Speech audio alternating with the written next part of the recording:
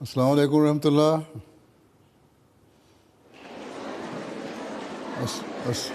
अस्सलाम वालेकुम रहमतुल्लाह।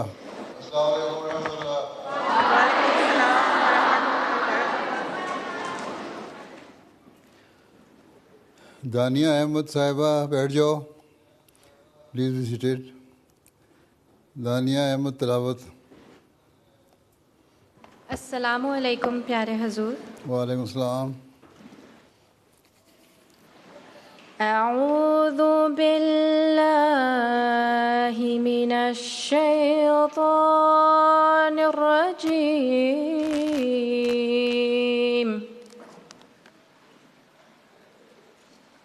बिस्मिल्लाहिर रहमानिर रहीम।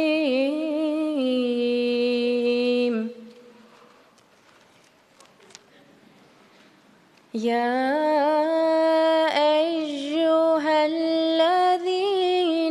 आमनुत्तक़ुल्लाहा हक़्क़ तुक़ातिह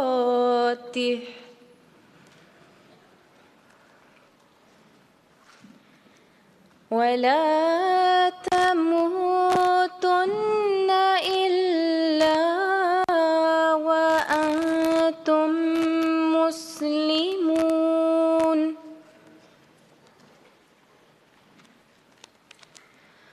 वातसिमूं बिहब्लिल्लाहि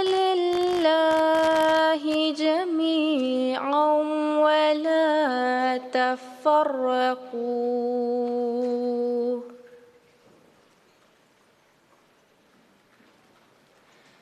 واذكروا نعمة الله عليكم إذ كنتم أعداء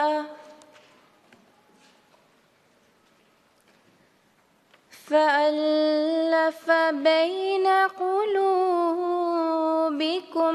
فأصبحتم بنعمته إخوانا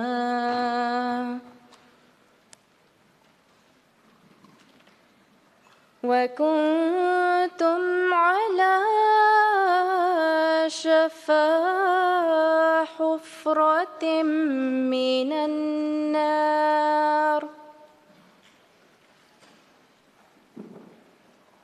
فأنقذكم منها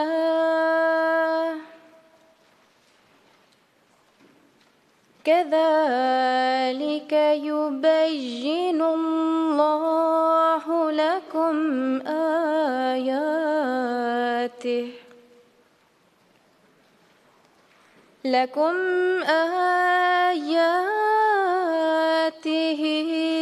لعلكم تهتدون.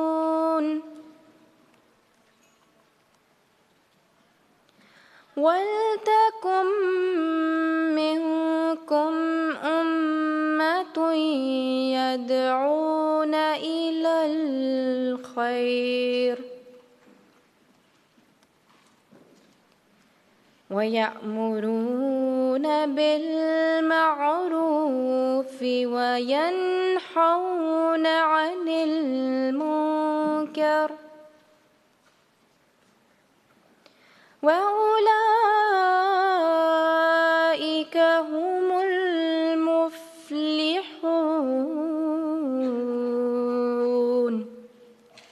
جزاك الله.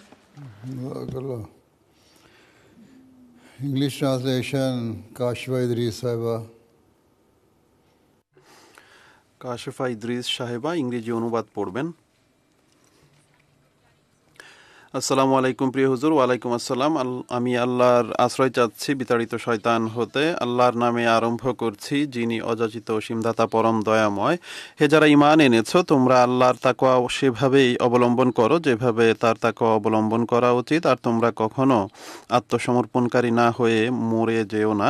আর তোমরা সবাই আল্লাহর রজ্জু দৃঢ়ভাবে আঁকড়ে ধরো এবং পরস্পর বিভক্ত হইও না। আর তোমাদের প্রতি আল্লাহর সেই অনুগ্রহ স্মরণ করো যখন তোমরা পরস্পর শত্রু ছিলে। তখন তিনি তোমাদের হৃদয় প্রীতির বাঁধনে বেঁধে দিলেন এবং তোমরা তারই অনুগ্রহে ভাই ভাই হয়ে গেলে, আর তোমরা এক অগ্নিকুণ্ডের কিনারায় ছিলে, তিনি তোমাদের তা থেকে রক্ষা করলেন। এভাবেই আল্লাহ তোমাদের জন্য তার আয়াতসমূহ সুস্পষ্টভাবে বর্ণনা করেন যেন তোমরা হেদায়েত লাভ করো। আর তোমাদের মাঝে এমন এক দল থাকা উচিত যারা কল্যাণের দিকে আহ্বান করবে এবং সৎ কাজের নির্দেশ দিবে এবং অসৎ কাজ থেকে বারণ করবে, আর এরাই সফল হবে। জাযাকাল্লাহ। नज़्म लाइका अहमद भट्टी।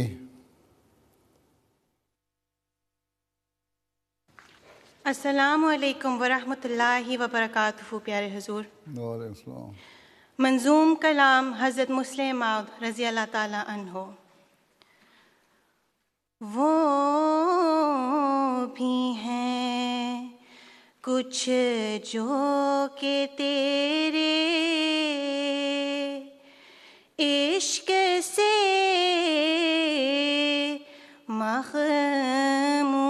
मख़मूर हैं, दुनियावी आलाइशों से पाक है और दूर हैं। दुनिया वालों ने उन्हें बेघर किया, बेदर किया, फिर भी उनके क़ल्ब हुब्बे खल्क से मामूर हैं। तेरे बंदे ए खुदा सच है कि कुछ ऐसे भी हैं।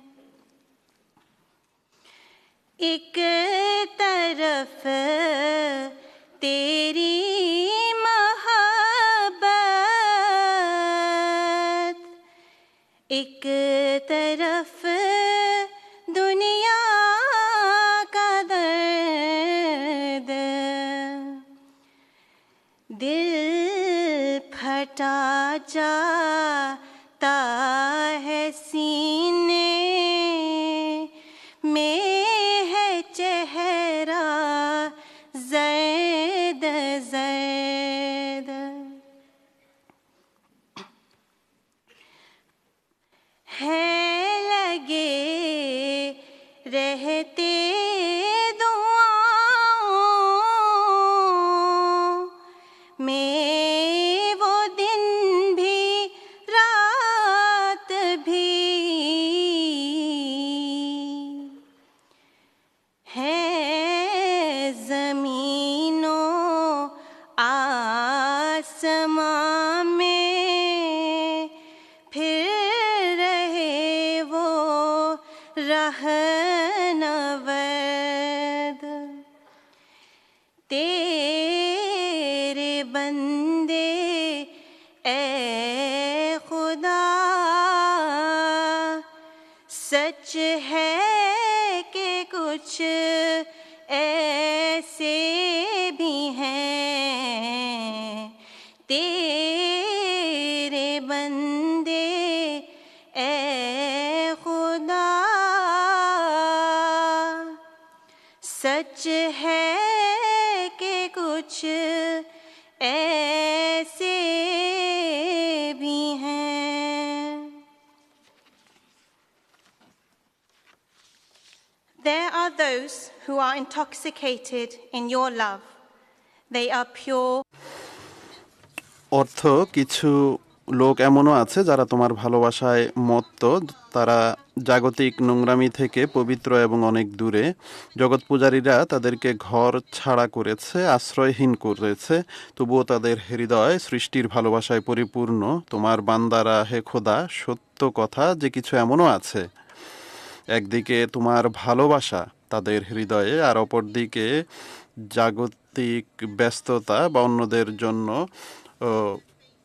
ব্যথা তাদের হৃদয়ে রয়েছে।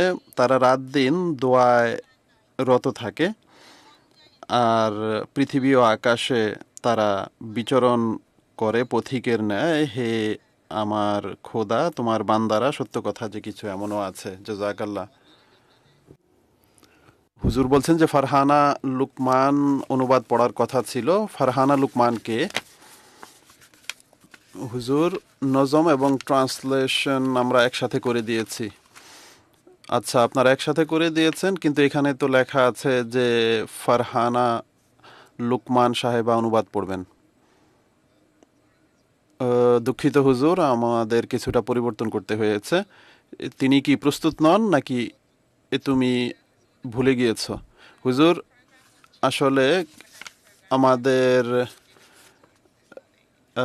প্রোগ্রাম কিছুটা পরিবর্তন হয়েছে, যেটা আমরা আপনাকে অবগত করতে পারিনি সময় মতো। হুজুর, আমরা অত্যন্ত দুঃখিত। আচ্ছা, ঠিক আছে। ইজতেমা রিপোর্ট পড়বেন মুয়াবেনা সদর সাহেবা ওয়াকফাতে নাও।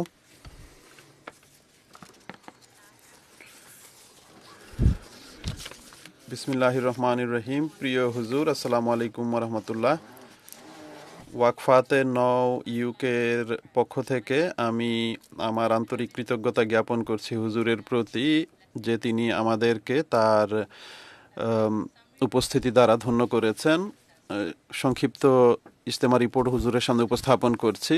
ইজতেমা সকাল 10টায় আরম্ভ হয়েছে উদ্বোধনী অনুষ্ঠানের মাধ্যমে সদর সাহেবা ইউকে এর সভাপতিত্বে। এরপর ওয়াকফাতে নওদের 5টি গ্রুপে বিভক্ত করা হয়েছে বয়স অনুযায়ী, যেখানে তারা বিভিন্ন অ্যাক্টিভিটিতে অংশগ্রহণ করেছে। আর হজরত উম্মে আম্মারা রাদিয়াল্লাহু তাআলা আনহা এর বিষয়ে এবং খিলাফতের সাথে ব্যক্তিগত সম্পর্কের বিষয়ে কিছু অ্যাক্টিভিটি ছিল। আর এরপর ওয়াকফাতে নওদের সৃজনশীলতা এবং তাদের মাঝে ভ্রাতৃত্ববোধ সৃষ্টির জন্য কিছু অ্যাক্টিভিটির আয়োজন করা ছিল। 1366 জন উপস্থিতি ছিল আজকে।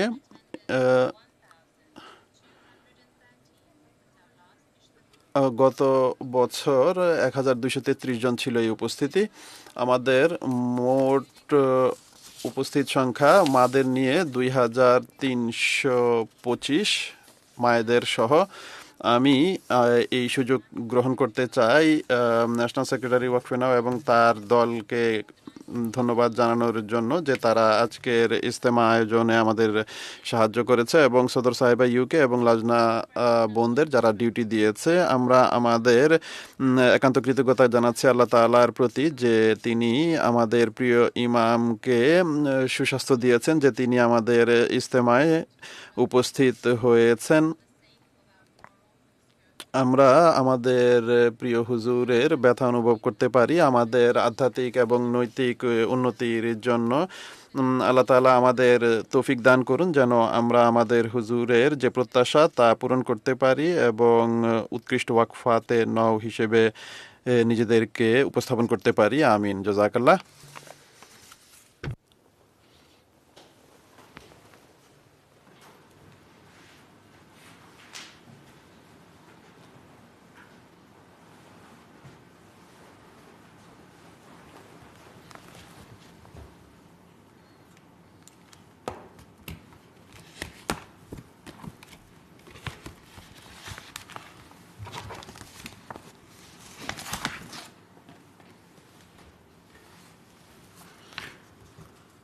अस्सलामु अलैकुम रहमतुल्लाहि व बरकातहू।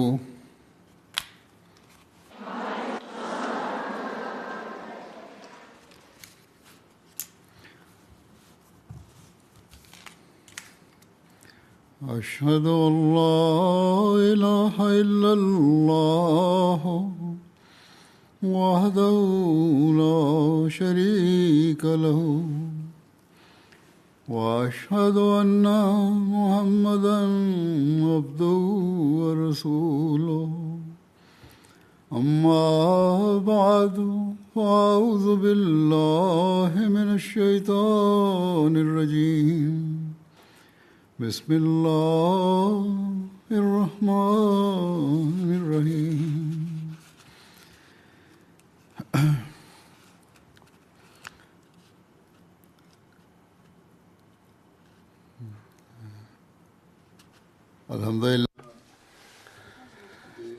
আলহামদুলিল্লাহ,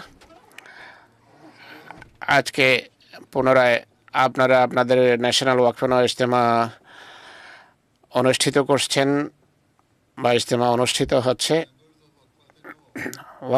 ওয়াকফাতে নওয়ের সদস্য হিসেবে এতে সেই সমস্ত মেয়েরা অন্তর্ভুক্ত আছে যাদের পিতামাতা তাদের জীবন তাদের ধর্মের খেদমতের জন্য উৎসর্গ করেছেন জন্মের পূর্বেই। আপনাদের যাদের বয়স 15-তে উপনীত হয়েছে বা 15-এর উপরে যারা আছেন, তারা এই অঙ্গীকারের নবায়ন করেছেন যে আপনারা আপনাদের জীবন আপনাদের ধর্মের সেবায় অতিবাহিত করবেন। এছাড়া আল্লাহর কৃপায় অনেক বয়স্ক ওয়াকফেনো মেয়ে আল্লাহ তাআলার ফজলে এখন মা হয়েছেন। তারা পরবর্তী ওয়াকফেনো প্রজন্মের লালন পালনও করছেন। এমন মায়েদের কাঁধে যে দায়িত্ব বর্তায় তা দ্বিগুণ বা দ্বিমুখী। তারা শুধু তাদের নিজেদের অঙ্গীকারী রক্ষা করবেন না, বরং তাদেরকে এই চেষ্টা অর্থাৎ তাদেরকে নিজেদের সন্তান সন্ততির মাঝে সেসব মূল্যবোধও সঞ্চার করা, সৃষ্টি করার বা অসাধারণ বৈশিষ্ট্য সৃষ্টি করার চেষ্টা করতে হবে, যা ওয়াকফেনো মেয়ের বিশেষ বৈশিষ্ট্য বা ওয়াকফেনোয়ের বিশেষ বৈশিষ্ট্য হওয়া উচিত। সত্যিকার অর্থে এমন মহিলাদের প্রথম দায়িত্ব হওয়া উচিত এটি নিশ্চিত করা যে তারা সন্তানদের নৈতিক শিক্ষায় পুরোপুরি শিক্ষিত করবেন, যেন তাদের মাঝে ইসলামী মূল্যবোধ সৃষ্টি হয় আর আশু তা যেন সৃষ্টি হয়, আর তারা যেন বড় হয়ে নিজের ধর্মের সেবক হিসাবে বা সেবিকা হিসেবে দায়িত্ব পালন করতে পারে।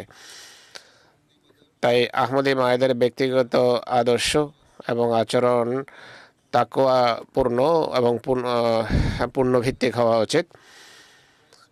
এছাড়া এমন মহিলাদের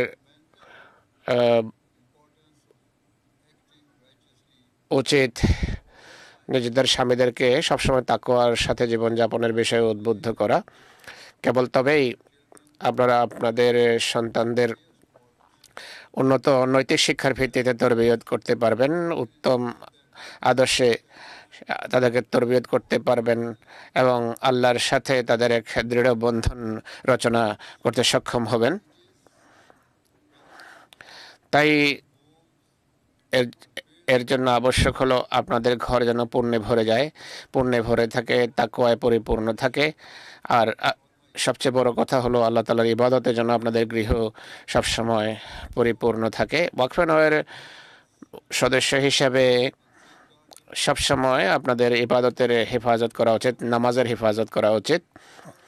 এটি নিশ্চিত করা উচিত যে আপনারা সবসময় যথাসময়ে যথাযথ বিনয়ের সাথে নামাজ পড়েন তো বা নিষ্ঠার সাথে আপনারা নামাজ পড়েন কিনা এটি দেখতে হবে, এবং গভীর মনোযোগ সহকারে নামাজ পড়েন কিনা এটি দেখতে হবে, যেন আল্লাহ তাআলার সাথে আপনাদের এক দৃঢ় ভালোবাসার বন্ধন সৃষ্টি হয়। এছাড়া প্রত্যেক নামাজে আল্লাহ তাআলার সামনে ঝুঁকুন এবং এই দোয়া করুন যে আপনার সন্তানরা যেন তাকওয়াশীল এবং সত্যবাদী হিসেবে বড় হয় এবং তাদের যেন ধর্মের সাথে দৃঢ় সম্পর্ক স্থাপিত হয়।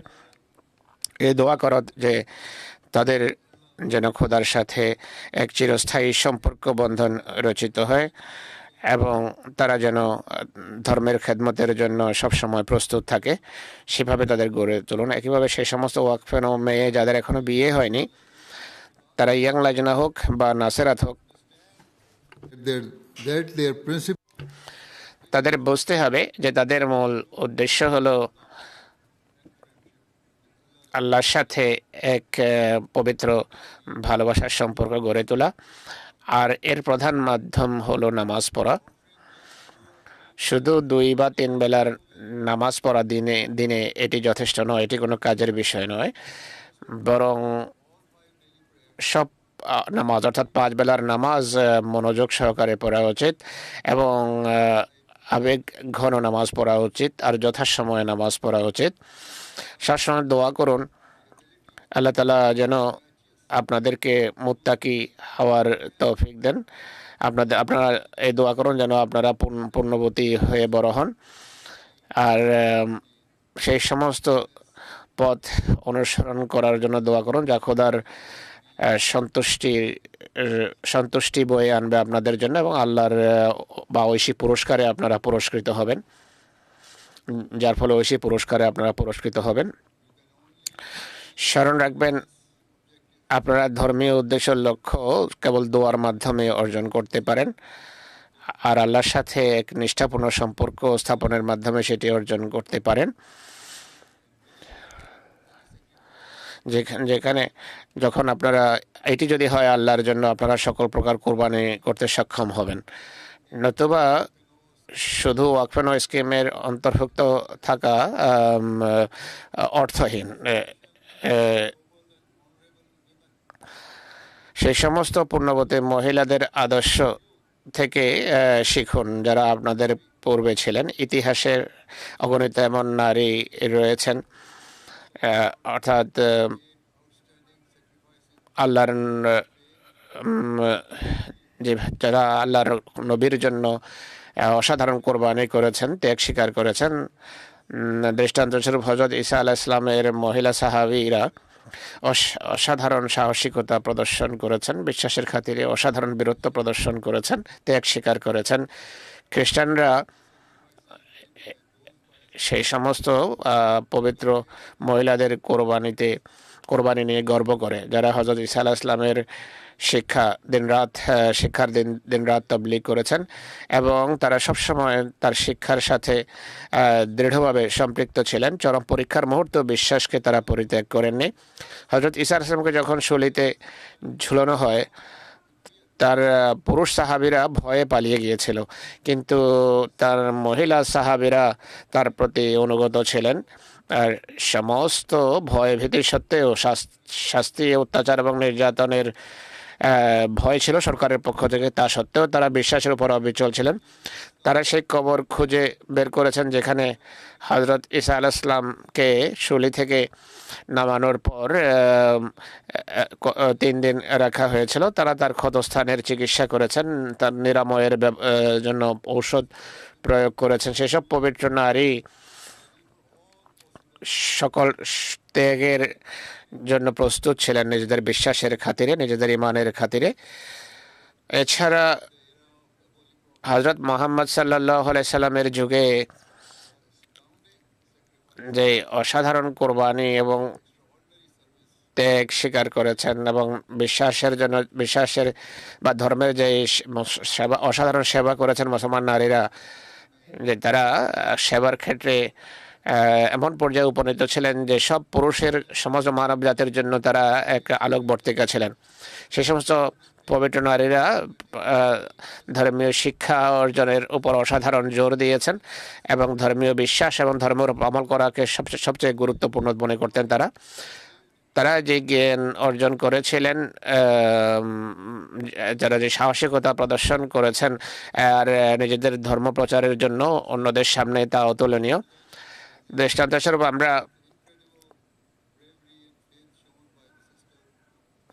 হযরত ওমর রাদিয়াল্লাহু আনহুর বোন যে অসাধারণ বীরত্ব প্রদর্শন করেছেন সেটি বারবার তুলে ধরি। তিনি শুধু মৌখিকভাবেই কালেমা পড়ে ইসলাম গ্রহণ করেননি, বরং তার সত্তার প্রতিটি বিন্দু, প্রতিটি তন্তু কোরআনের শেখার জন্য নিবেদিত ছিল, যেন তিনি প্রত্যেক ব্যক্তিকে কোরআনের শিক্ষা সম্পর্কে অবহিত করতে পারেন। এ ছিল তার উদ্দেশ্য। হজরত ফাতেমার কথা বলছেন, হজরত ওমরের বোন। তিনি মহানবী সাল্লাল্লাহু আলাইহি ওয়াসাল্লামের এক শিক্ষিত সাহাবীকে তার বাড়িতে আমন্ত্রণ জানিয়েছিলেন কোরআন শেখানোর জন্য, কোরআন তেলাওয়াতের জন্য, এবং তার স্বামী এবং তাকে কোরআনের অর্থ বোঝানোর জন্য আমন্ত্রণ জানিয়েছিলেন। আপনাদের অনেকেই জানেন যে এমন একদিনের টিউশনের সময় হযরত ওমর তার ঘরে আসেন। সেখানে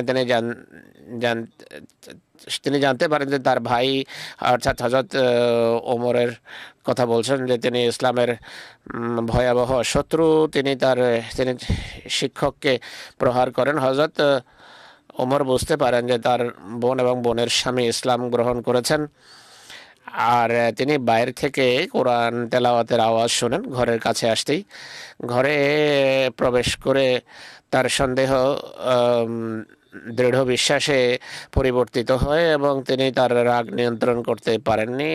তিনি ক্রোধের আতিশয্যে তার বোনের স্বামীকে ঘুষি মারেন বা থাপ্পড় দেন, কিন্তু তার বোন অসাধারণ বীরত্বের সাথে স্বামী এবং ভাইয়ের মাঝে এসে যান এবং স্বামীর সুরক্ষা করেন, স্বামীকে রক্ষা করেন ভাইয়ের প্রহার থেকে। এর ফলে সেই থাপ্পড় তার মুখে পড়ে, তার নাক থেকে রক্ত ঝরা আরম্ভ হয়, কিন্তু তিনি পিছিয়ে যাননি বা ভয় পাননি, বরং অসাধারণ বীরত্বের সাথে এবং ভীতিমুক্ত ভাবে তিনি বলেন যে ওমর, তুমি যাচ্ছে তাই করো, কিন্তু আমরা কখনো ইসলামী শিক্ষা পরিত্যাগ করব না। তার বোনের অসাধারণ বিশ্বাস এবং সাহস দেখে হযরত ওমরের হৃদয় কেঁপে যায়। তিনি হঠাৎ করে তার রাগ কমে যায়, প্রশমিত হয় এবং তিনি লজ্জা বোধ করেন যে তিনি বোনকে আহত করেছেন। এর অব্যবহিত পর তিনি বোনকে বলেন যে আমাকে কোরআন দেখাও। তার বোন কোরআন দেখানোর পূর্বে কিছু শর্ত রাখেন, আর এরপর তিনি তার রাসূলুল্লাহ সাহাবীকে যেখানে লুকায়িত ছিলেন সেখান থেকে ডাকেন যে বেরিয়ে আসুন। হযরত ওমর যখন কোরআনের আয়াতগুলো শুনেন, ওমরের হৃদয় কোরআনের অসাধারণ শিক্ষায় গলে যায় এবং সেই মুহূর্তে তার জীবন সম্পূর্ণভাবে বদলে যায়। তার বোনের গৃহে তিনি প্রবেশ করেন। ইসলামের অসাধারণ শত্রু হিসেবে বোনের বাসায় এসেছিলেন হযরত ওমর, কিন্তু সেখান থেকে তিনি যখন ফিরে যান তখন ইসলামের সত্যতা তার হৃদয়ে ঘর করে যায় এবং তিনি মহানবীর কাছে যান সেখান থেকে আর ইসলাম গ্রহণ করেন। এই সব কিছু হয়েছে এক মহিলার অসাধারণ সাহসিকতার কারণে, যার সাহসিকতা এবং বীরত্ব হযরত ওমরকে ইসলামের গণ্ডীভুক্ত করার কারণ হয়েছে। তার কারণে তিনি ইসলাম গ্রহণ করেছেন। আমি ধারাবাহিকভাবে মহানবীর সাহাবীদের সম্পর্কে যে খুতবা দিচ্ছি, সেই খুতবায় আমি আরও বেশ কয়েকজন মুসলমান নারীর কথা উল্লেখ করেছি, যেমন হযরত উম্মে আম্মারা রাদিয়াল্লাহু তাআলা আনহা, যিনি অসাধারণ ত্যাগ স্বীকার করেছেন ইসলামের খাতিরে এবং অসাধারণ ধৈর্য প্রদর্শন করেছেন ইসলামের খাতিরে, অসাধারণ ত্যাগ স্বীকার করেছেন। তারা যুদ্ধে অংশগ্রহণ করেছেন, অসাধারণ নির্যাতন সয়েছেন এবং সারা জীবন ইসলামের সেবায় তারা কাটিয়ে দিয়েছেন। তারা নিঃশর্ত ভালোবাসা এবং আনুগত্যের সাথে মহানবীর প্রতি নিঃশর্ত আনুগত্য এবং ভালোবাসার মাঝে জীবন কাটিয়েছেন।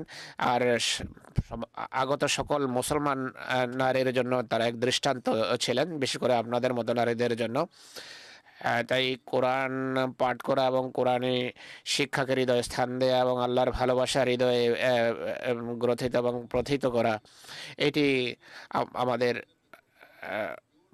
প্রধান লক্ষ্য এবং উদ্দেশ্য হওয়া উচিত। আর হযরত মুহাম্মদ রাসূলুল্লাহর জন্য অসাধারণ ভালোবাসা আমাদের হৃদয়ে সৃষ্টি হওয়া উচিত। যদি এমন বন্ধন রচিত হয় তাহলে স্বাভাবিকভাবে আপনারা আল্লাহ তাআলা আমাদেরকে যে সমস্ত শিক্ষা দিয়েছেন এবং আল্লাহ রসুল যে শিক্ষা দিয়েছেন সেগুলোর প্রত্যেকটি আপনারা শিরোধার্য করবেন। আর এটি যদি করেন তাহলে প্রকৃত মুসলমান হওয়ার দাবি করতে পারেন। কেবল তবেই আপনারা ওয়াকফ হিসাবে নিজেদের দায়িত্ব সঠিকভাবে পালন করতে সক্ষম হবেন। আল্লাহ তাআলা আপনাদের সবাইকে সেই সামর্থ্য দান করুন যেন আপনারা ওয়াকফ হিসাবে নিজেদের অঙ্গীকারের প্রতি সুবিচার করতে পারেন, সঠিক যথাযথ অংশ হতে পারেন ওয়াকফ স্কিমের। আর এই ইজতেমা শুধু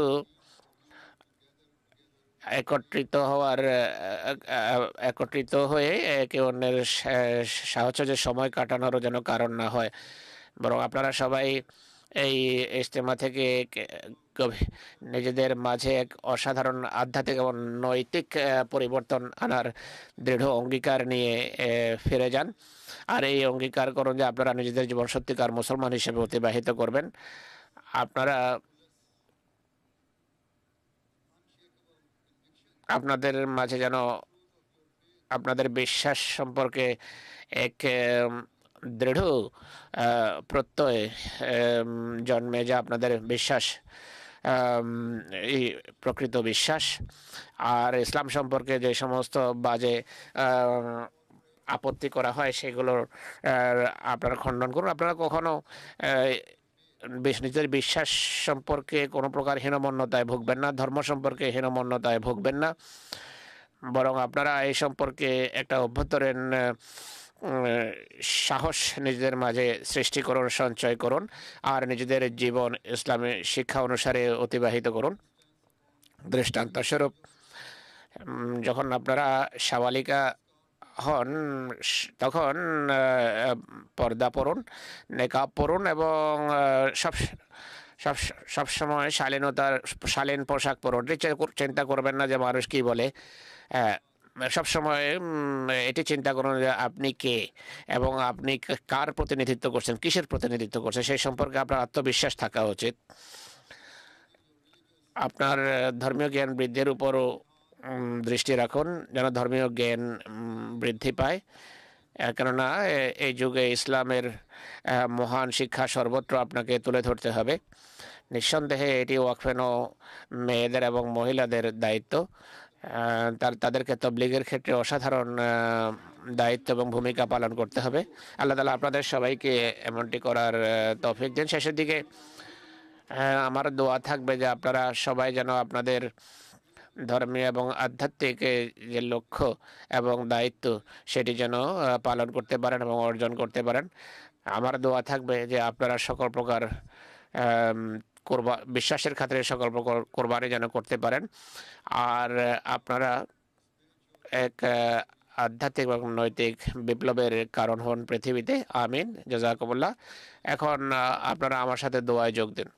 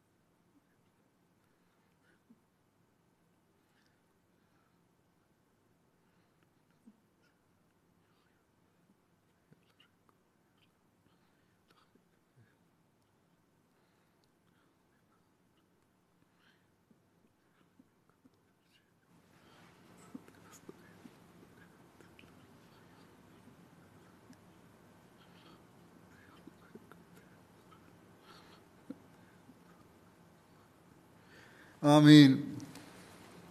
আমিন।